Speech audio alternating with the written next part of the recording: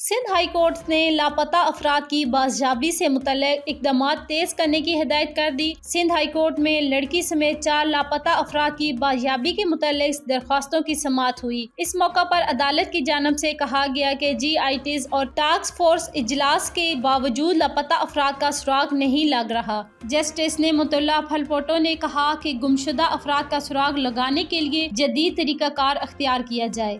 وکیل نے کہا ہے کہ ایک شہری کی تلاش کے لیے 16 جی آئی ٹیز اور 4 صوبائی ٹاسک فورس اجلاس ہو چکے ہیں۔ عدالت میں تفتیشی افسر نے کہا کہ لاپتہ لڑکی کا جن نمبر سے رابطہ تھا ان کی جانچ جاری ہے۔ عدالت نے دسمبر کے دوسرے ہفتے میں پولیس محکمہ داخلہ اور وفاقی حکومت سے رپورٹ طلب کی، جبکہ ملک بھر کے حراستی مراکز میں قید شہریوں کی فہرست بھی طلب کر گئی۔ ملک بھر کے حراستی مراکز میں قید شہریوں کی فہرست بھی طلب کر لی گئی۔